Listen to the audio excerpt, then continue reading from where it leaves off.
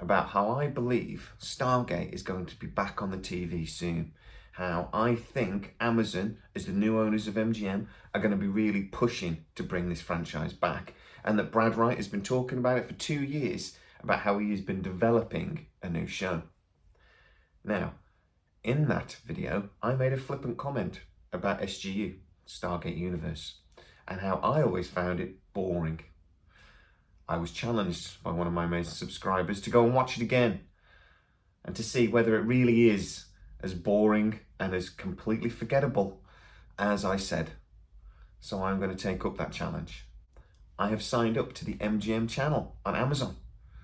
I have got the first episode all ready to go and the remote control in my hand.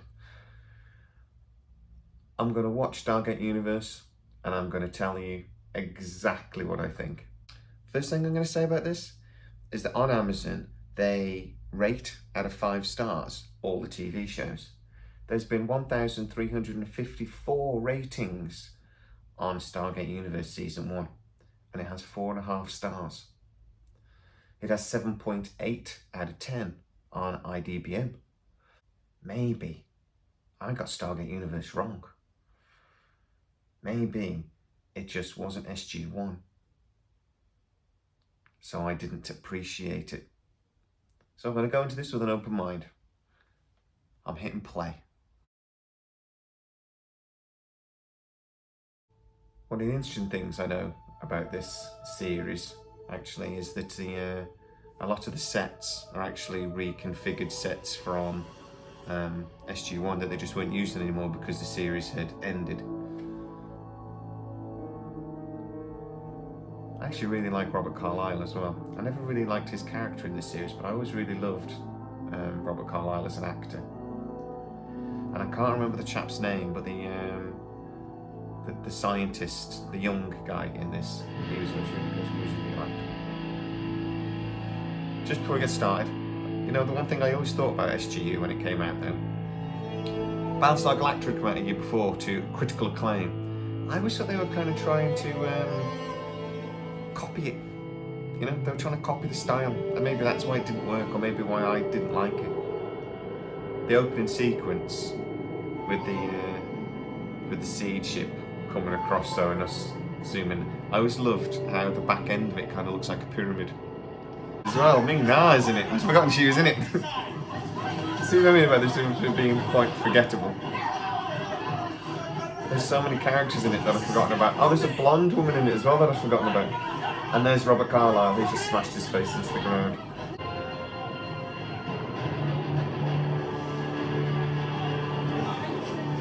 Robert Carlyle's looking down on the pandemonium as all the people come flying through the gate.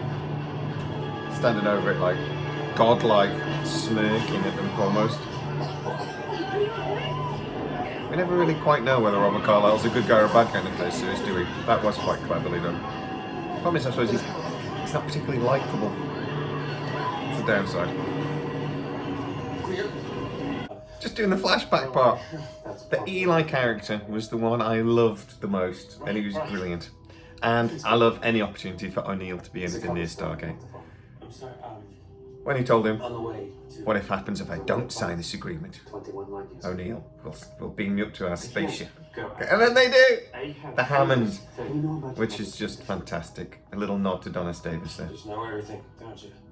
We also know that you are currently on the... Eli just met Chloe, and he's been immediately friend-zoned. What?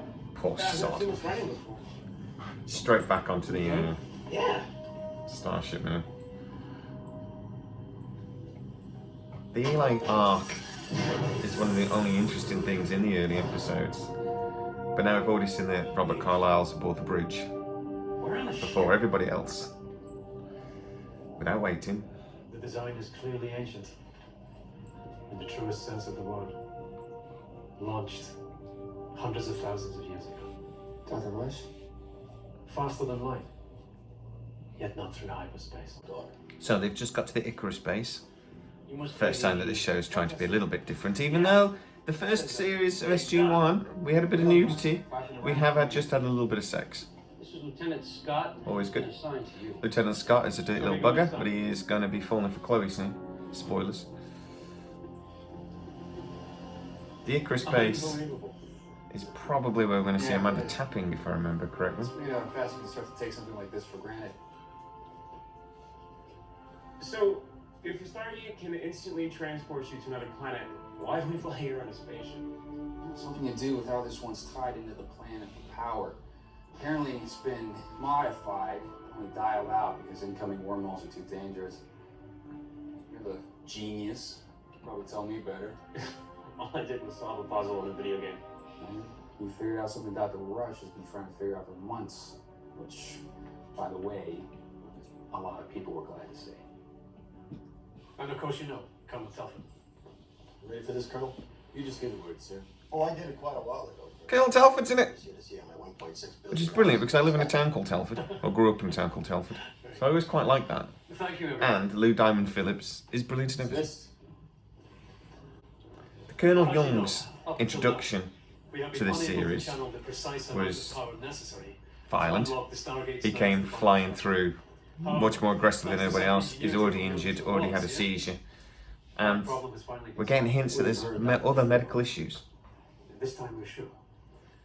That's what I The figured out. relationship between Young, I embedded the mathematical problem we had to solve into the game.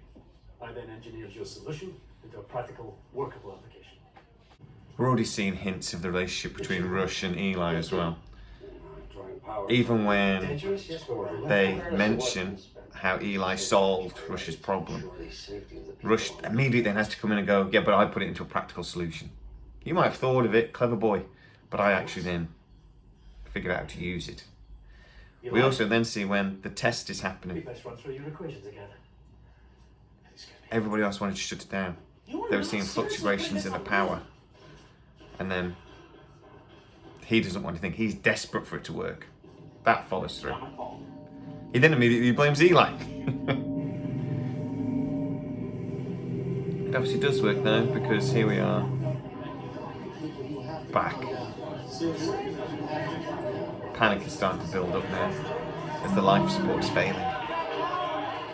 Because I'd dismissed SGU for so long and actually forgotten almost all of it, this is like having new Stargate. I'm genuinely really enjoying it.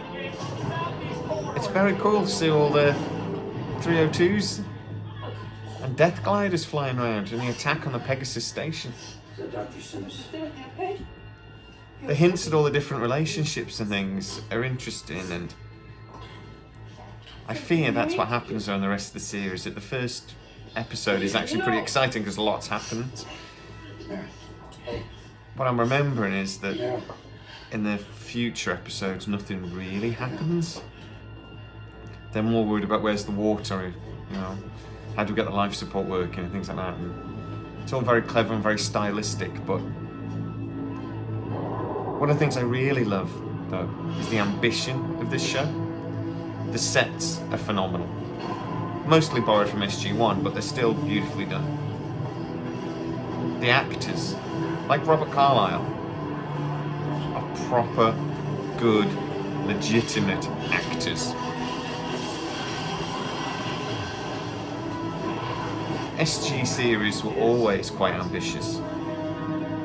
But this one actually really, they put all of their eggs in this basket. The Aleutian Alliance attacking is fantastic, and then we're about to say goodbye to Amanda Tapping. I hope she comes back if they do another SG series. She could really be the commander of some sort of new project or new...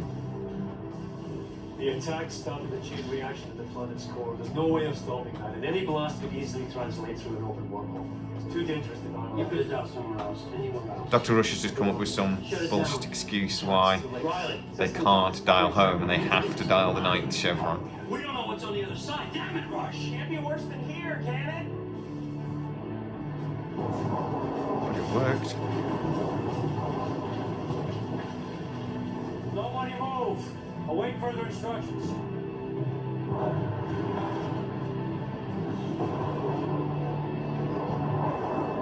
It's very tense. They've gone through because of this attack, and they're not ready. I think it would have made for a better show if they'd have gone through and been prepared, though. gone through on the other side and then realised they're on this ship and everything, but I suppose that's why they couldn't do it. If they'd have gone through and put the map through and everything else, then they'd have known what was on the other side and they probably wouldn't have gone. But them struggling on the other side is one of the reasons maybe why the show's a little bit boring at first. I love the detail. I'm a geek. I love the, oh, where'd you get the ship from? Where'd you do this? How does this take? How does that work? How does this work? But I think maybe they went a little bit too far. But hey, I'm jumping ahead. I'm really enjoying this so far. Well, that's part one. I enjoyed it very much. The action was interesting. The play between the characters was really interesting. Everybody who is able, we are going to Going to episode 2. this ship, top to bottom. Team 3. They gotta try and figure out where they are now. Weapons? 43, including handguns. One per group? Flashlights. They haven't got a lot. radios, only when But Colonel necessary. Young Once those took batteries are something. dead, they are dead. An attaché They're gonna check case in in a with black Dr. bag. Rush in the control room And Dr. every Rush 10 is minutes now having a look behind. at it. As far as we know, That's gonna be fucking important. Really freaking old. There might be areas damaged. I'm wondering if it's going to be a nuclear weapon. Look, be smart, okay? A little bit of a throwback to the original Stargate movie, perhaps. How are we supposed to know what's dangerous? But Becker, right? Yes, sir. I work in the mess. I mean, I did. Don't touch. yeah, they're really not ready for this. You're right. Oh, they're using the stones, so they've been able to communicate back to the SGC. That's another throwback from an SG1 episode. I can't believe I forgot Ming-Na was in this. She's my favourite character from Agents of S.H.I.E.L.D. She's brilliant in that. One of the things, though, about this series is the ambition. And it's obviously huge. They've put so much effort into the sets. The commitment to the show early on is really visible. We can see it on the screen. Won't open. Now Rush has got the attaché case, and it's the psychological or psychic communication device which can connect two minds across any distance. Probably uses quantum entanglement. This could be the engine room for all we know. We gotta at least open a few doors. Quantum entanglement is something I talk about on my other channel, A Brief History of Mystery, where we talk about this scientific principle where two objects can communicate to each other instantly regardless of the distance. You get one proton going left and the other one goes right. If you make the other one go right, the other one goes left. And it breaks all the laws of physics because nothing's supposed to be able to travel faster than speed light, including information. Where does usually bad It's witchcraft. Maybe it means the door is stuck. Just try it. But now, Rush is back Okay. at SG Command, Probably step back. connected psychically to one of the other doctors. But what he hasn't done is told anybody what he's doing. Just again shows that Rush has constantly got an agenda. Oh, they're losing it through a big hole. This is the first time we start to realise that this ship is actually quite badly damaged. Yeah. Okay. It's been flying a really long time. So Elo just found the Kinos. Flying cameras. He just found a gumball machine that dispenses drones. Yeah. That's where my scholarship was. He's already actually done more that's actually useful than Rush. That part's not your fault. The Kinos can actually search the ship and hopefully plug the gaps. Or at least find out where the holes are so that the life support can work. What's that? Flying camera ball. I'm calling it a keynote. Don't ask.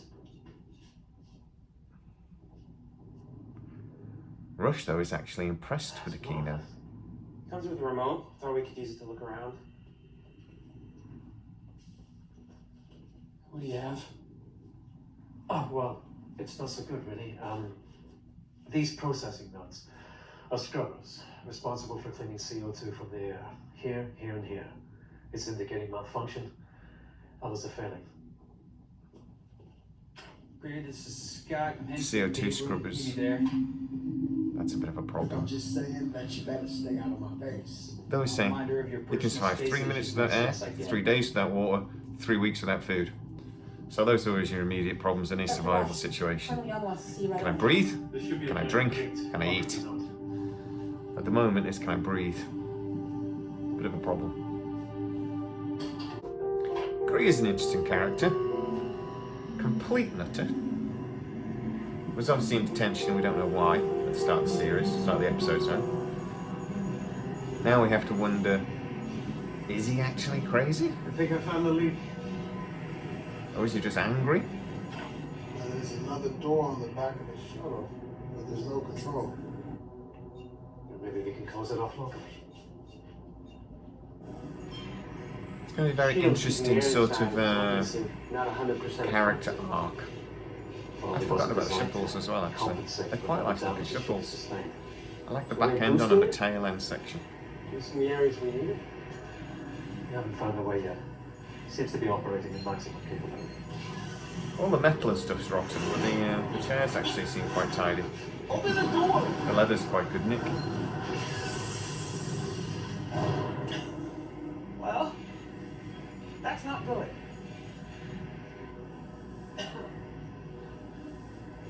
The fabric of the chairs actually survived much better than most of the ship. And Colonel Young's feet are twiddling. Two problems. We're Tell venting me all back this to stuff from life. the damaged shuttle, and even if we could seal it off. I'm looking forward to the relationship between Colonel Young and Rush, actually. I do remember that from the original, watching it first time round. That explains the headache. You already had one. They'll find a way, that's what these people do. And the Dr. We're Johansson, even supposed to be here. doesn't she look a lot like Charlize Theron? We don't know. It certainly looks like it's Never into a battle, at least the an parts we can insult. access. Anybody ever said, you look a bit like Charlize Theron? To the ship, it's huge. It's a compliment. Try jamming something. It's a very well thought through series. It kind of reminds me a little bit of the Martian. Guess it tastes better than our. It's one of those things that you come away going, that's very, very clever. I really thought through every problem. The thing I would say is though that the Martian had an element of humour to it. It was funny in places. Heartbeat is accelerated. SGU isn't. Harder and harder to breathe. The moral dilemma here, if somebody has to go on board the shuttle to shut the door, but then will suffocate, will die, is interesting. The Chloe character immediately goes, you're not going to ask somebody to sacrifice themselves. It's not going to happen. It's morally objectionable. Rushton makes the great point. Politicians ask the military to sacrifice themselves every single day. I'm not sure anyone should do it. And people say that's I don't brave. want someone sacrificing themselves for me. I say we figure this out together while we still have time, or we all die trying. Isn't that an interesting moral dilemma to have in the second episode? Look, sir, you can barely stand. Help me. Look, Colonel Young is already volunteering to do it. You will recover. Pretend I need your help. No, sir. Or I know. You can have me court-martialed when we get home, but I am not gonna help you kill yourself. If the senator does this and kills himself, that's the first time a senator or politician has ever done anything good. Greer, Like, ever. Greer, do you Definitely anything brave. Senator Armstrong is missing. He may be headed your way. Definitely modern politicians, anyway. Politicians going to do something good? Alright, so that's why this series failed. It's completely unbelievable. It doesn't look well, though, to be fair. I like the doors on this series as well. And they come down and have that semicircular interlocking element to them. It's a proper sort of like an airlock. It's all very ancient, very solid, you know. It's not like Star Trek and things like this where it's very modern and almost look quite flimsy. The whole ship design is very, very solid. I do like that. Chloe just beat the shit out of Rush. I think they'd be like, you remember that scene in Airplane when somebody's freaking out and they all end up and somebody walks up and slaps them? Calm down! And then they end up forming an orderly queue of people to smack them around. That's what would actually happen in this case. Everybody on here would be forming an orderly queue to beat the shit out of Rush at this point. Not looking. And he's still trying to talk his way out of it. Sorry about your father. I truly am. He's not sorry. He was a good man. And he certainly wouldn't have been my choice. But you must realize, none of this was my fault. I didn't create the situation that forced us here. He didn't create the situation, but he kind of did. He's a psycho. He actually needs this more than he needs to survive. He's actually putting what he might discover on this ship, Rush this is, before the lives of everybody else. Miss Armstrong. And that really follows I know through you don't want to hear this just the now, two series. but He's not a psycho, but his priorities could be the most important discovery mankind really out of has whack. made since the Stargate itself. So I've just finished part 2 of Air, part 3 still to go. I open the question of this episode. Is Stargate Universe as boring as I remember? Well, the first 2 episodes weren't. The first 2 episodes were very entertaining indeed, and I enjoyed them greatly. Just part 3 to go. So the Destiny has fallen out of FDL. It knows what the crew and its new crew needs and has activated the Stargate, sending them to a planet that it believes has what they need. It's very interesting. So let's see what happens. The other one thing I thought about those as they're putting together this away team, Eli taking the lead, was I'm looking in the background to see which one's wearing the red shirt. Which one's definitely going to die on this away mission. There's a couple of characters there that I suspect we're not going to see again. But hey, let's keep going and let's see what happens. Okay, so Fish and Chips, part 3.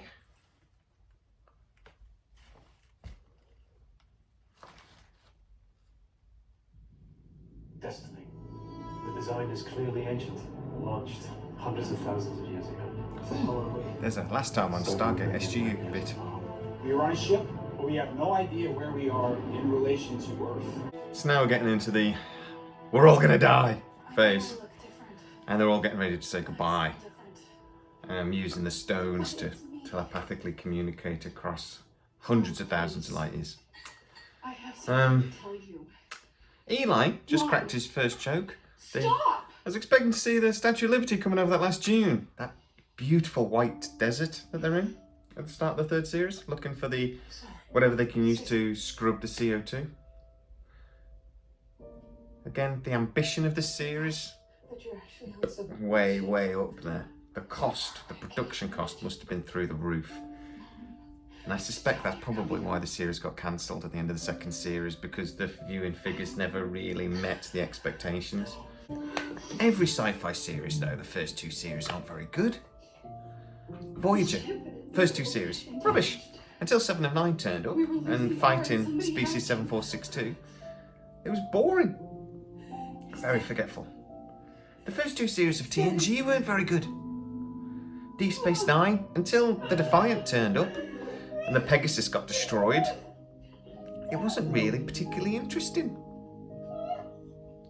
Similar sort of problem with this series really, of all those series, there's too much setting up, too much talking, too much having a chat about everything that's going wrong or what we need to do to set up, instead of actually just like being interesting and cracking on with the story. It's not just Star Trek that have suffered for that though, either. The first series of Babylon 5 was terrible.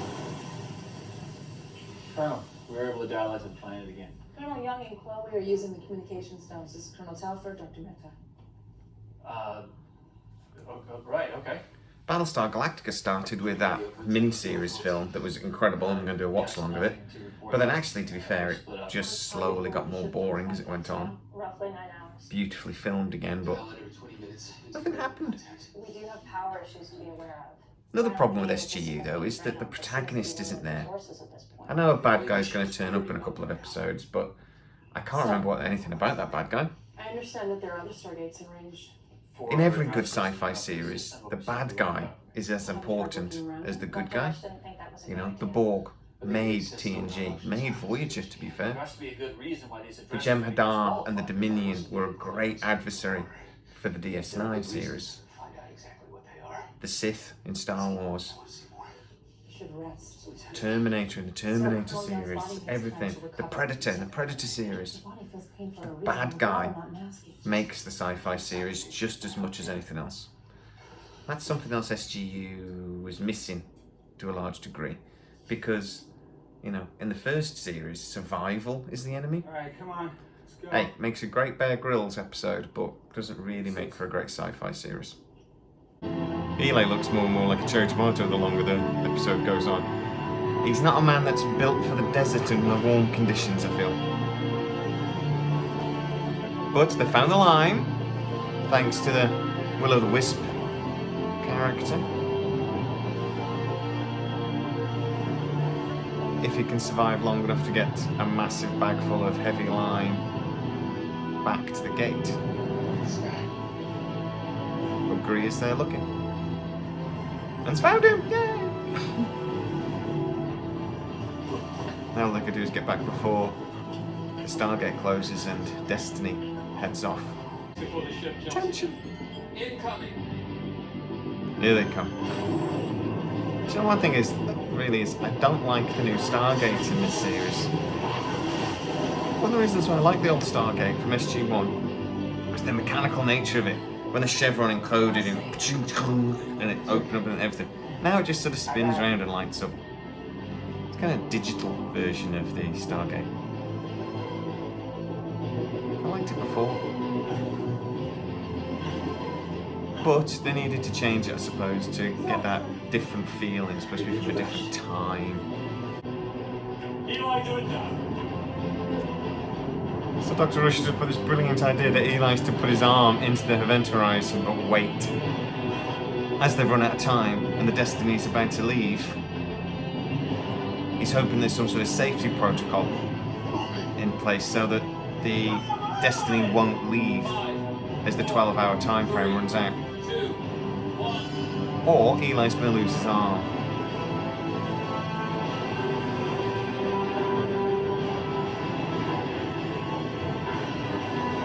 It looks like Dr. Rush's theory is planned out. And Eli's still got both arms. Happy days. I quite like how in this, so there's a plasma surge every time they come back through the gate. Again, it's just that slight difference. And Destiny's off on her travels once again. Hopefully heading to somewhere that they've got water next.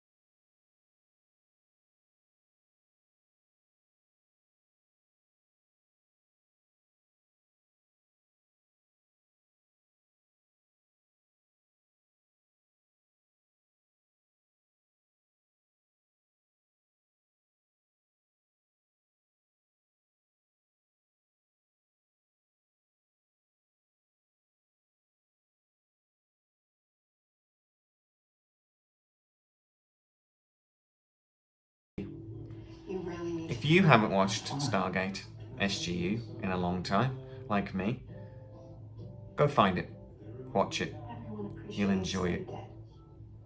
I'll be back with future episodes looking back at SGU as I go through the series. And I'm going to come back at the end of the series once I finally get through to watching all 40 episodes. And I'm going to tell you the answer to the question that started this video. Is the SGU just boring? Thank you very much, and if you are new to the channel, please don't forget to like and subscribe. Hit that bell notification, share the video. We're a new channel. Help us grow. That's just the way it is. Thanks. See you next time.